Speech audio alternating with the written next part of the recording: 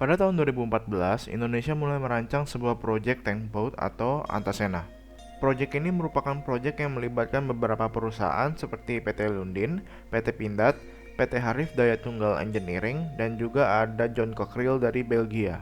Pertama-tama saya ingin membahas mengenai sejarahnya yang mencangkup beberapa hal. Yang pertama itu mengapa tank boat itu dibuat, bagaimana proses pembuatannya, siapa saja yang terlibat, dan apa saja akhirnya. Yang pertama itu mengapa tank boat itu dibuat.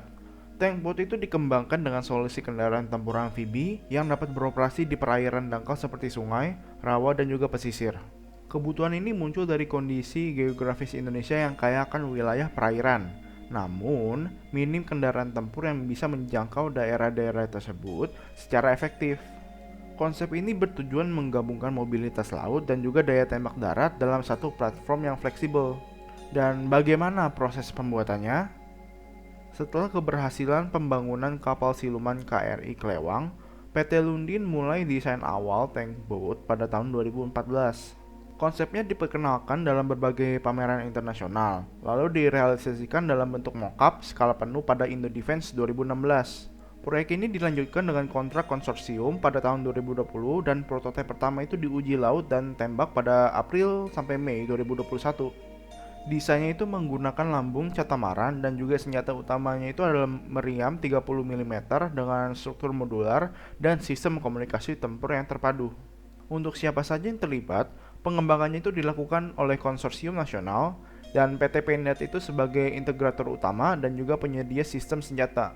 Kemudian untuk PT Lundin Industri itu mereka invest sebagai pembuatan platform kapal. Kemudian PT Land Industri untuk sistem komunikasi, serta PT Harif Daya Tunggal Engineering untuk sistem manajemen tempur.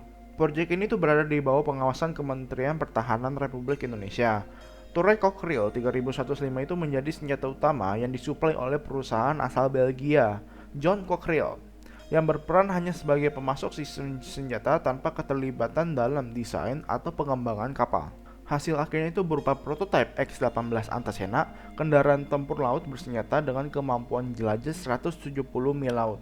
Didesain untuk mendukung operasi TNI Angkatan Darat di wilayah perairan sulit dijangkau, prototipe telah melewati uji laut dan juga uji tembak. Hingga kini tuh pengadaan skala penuh tuh belum dikonfirmasi, namun produk ini tuh udah menarik perhatian dari beberapa negara asing seperti India, Mesir, dan juga Rusia. Sekarang kita ke spesifikasi yang dimiliki oleh Antasena ini. Tank boat menggunakan desain lambung ganda atau catamaran. Desain ini dipilih karena memberikan stabilitas yang tinggi di perairan yang dangkal serta memungkinkan manuver yang lebih lincah dibandingkan lambung yang tunggal. Lambung dibuat dari material komposit khusus yang diklaim 10 kali lebih kuat dari baja namun 10 kali lebih ringan, sehingga meningkatkan efisiensi bahan bakar dan juga kecepatan tanpa mengorbankan ketahanan struktur. Material ini juga tahan api, menyelesaikan kelemahan pada kapal pendahulunya KRI Klewang yang sempat mengalami insiden kebakaran.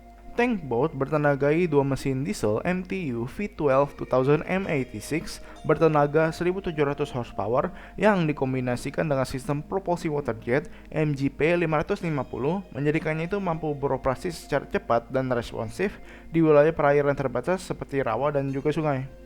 Dengan kapasitas tangki bahan bakar sekitar 6.000 liter, kapal ini mampu menempuh jarak sekitar 600 mil laut atau sekitar 1.100 km tanpa pengisian ulang.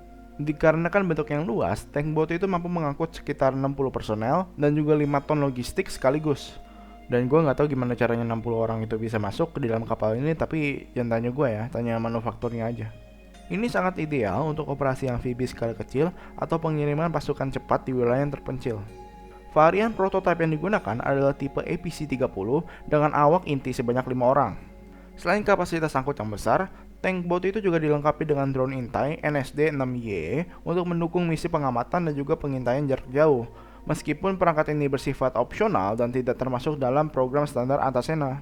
Sekarang saya akan membahas mengenai persenjataan sekaligus varian yang dimiliki. Antasena memiliki 3 tipe varian yang masing-masing varian itu memiliki persenjataannya yang berbeda. Varian pertama adalah varian dengan meriam 105 mm. Ini adalah meriam dari John Cockerill.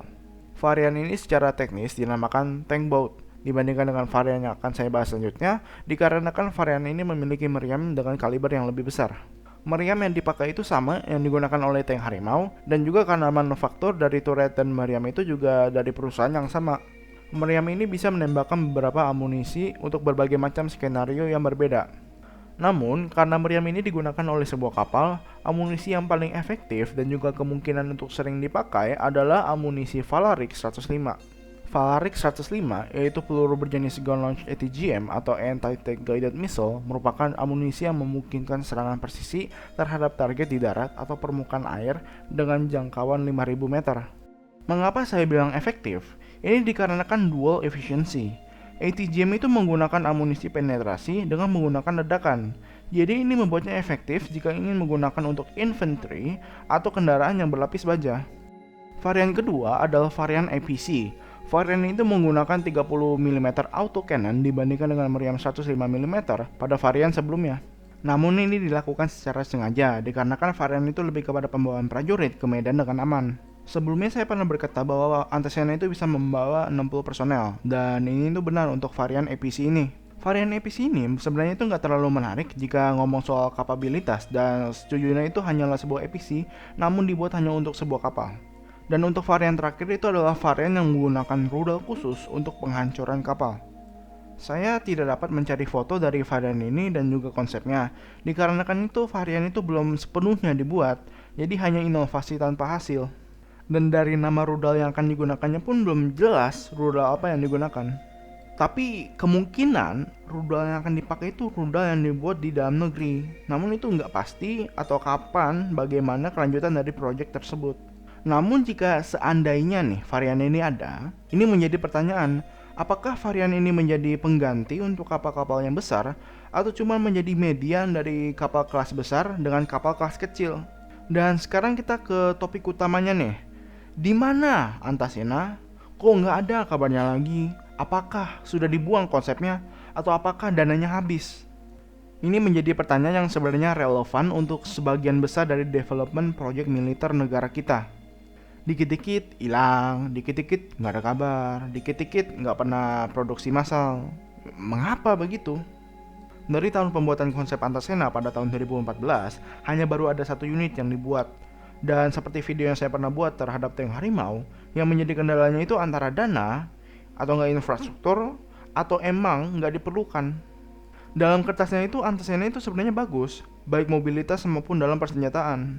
Namun jika proyek ini memang ingin diterapkan di militer pertahanan, otomatis itu akan dilakukan produksi massal. Namun masalahnya, jika ingin melakukan produksi massal, maka akan ada pengeluaran dana yang besar.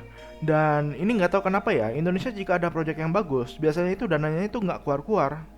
Contohnya itu KRI Golok, hanya 1 unit doang. Padahal Indonesia itu perlu yang namanya kapal siluman, dikarenakan wilayah Indonesia itu yang luas akan laut.